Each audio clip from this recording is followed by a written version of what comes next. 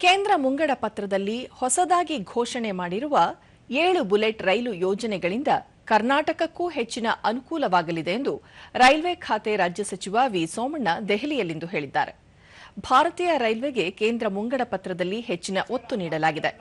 ಕರ್ನಾಟಕದ ರೈಲ್ವೆ ಮೂಲಸೌಕರ್ಯ ಅಭಿವೃದ್ಧಿ ಮತ್ತು ಸುರಕ್ಷತಾ ಯೋಜನೆಗಳಿಗಾಗಿ 7,748 ಕೋಟಿ ರೂಪಾಯಿ ಅನುದಾನ ಹಂಚಿಕೆ ಮಾಡಲಾಗಿದೆ ಎಂದು ಹೇಳಿದರು.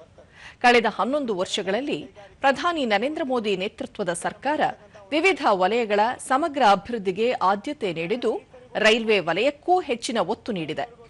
ಹಣಕಾಸು ಸಚಿವೆ ನಿರ್ಮಲಾ ಸೀತಾರಾಮನ್ ಅವರು ಮಂಡಿಸಿದ ಆಯವ್ಯಯ ಐತಿಹಾಸಿಕವಾಗಿದೆ ಎಂದು ಹೇಳಿದರು.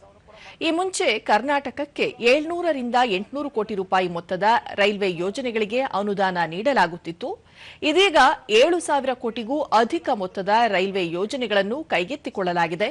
ಇದರ ಜೊತೆಗೆ ವಂದೇ ಭಾರತ್, ಮೆಮೊ ರೈಲು, ನಮೋ ಭಾರತ್, ಹೊಸ ರೈಲು ಮಾರ್ಗ, ರೈಲು ಕವಚಗಳ ಅಳವಡಿಕೆ, ತುಮಕೂರು ದಾವಣಗೆರೆ ರೈಲು ಯೋಜನೆಗಳನ್ನು ಕೈಗೆತ್ತಿಕೊಳ್ಳಲಾಗಿದೆ.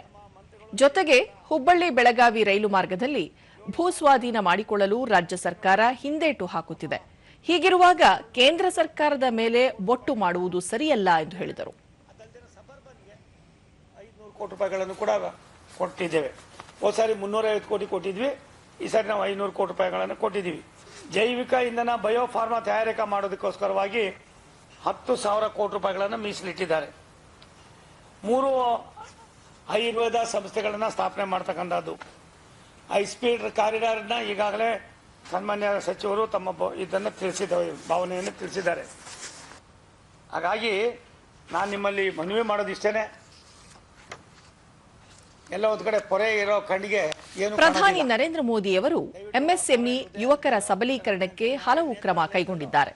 ಕ್ರೀಡೆ, ಉದ್ಯೋಗ ಸೃಷ್ಟಿ ಸೇರಿದಂತೆ ವಿವಿಧ ವಿಷಯಗಳಿಗೆ ಹೆಚ್ಚಿನ ಆದ್ಯತೆ ನೀಡಿದ್ದಾರೆ. ಕೇಂದ್ರದಲ್ಲಿ ಅಧಿಕಾರ ವಹಿಸಿಕೊಂಡ ಕಳೆದ 11 ವರ್ಷಗಳಲ್ಲಿ 25 ಕೋಟಿಗೂ ಅಧಿಕ ಜನರನ್ನು ಬಡತನ ರೇಖೆಯಿಂದ ಹೊರತರಲಾಗಿದೆ ಎಂದು ಸಚಿವ ವಿ ಸೋಮಣ್ಣ ತಿಳಿಸಿದರು. ಬಿಲೋ ಪಾವರ್ಟಿ ಲೈನ್ನಲ್ಲಿ ಇರ್ತಕ್ಕಂಥ ಎಲ್ಲಾ ಕುಟುಂಬಗಳು ಕೂಡ ಮೇಲ್ಪಂಕ್ತಿಗೆ ಬರಬೇಕು ಅಂತ ಹೇಳಿ ಕೇವಲ 11 ವರ್ಷದಲ್ಲಿ 25 ಕೋಟಿ ಇದ್ದಂಥವ್ರನ್ನ ಕೇವಲ 4-5% ತಂದು ನಿಲ್ಲಿಸಿದ್ದಾರೆ.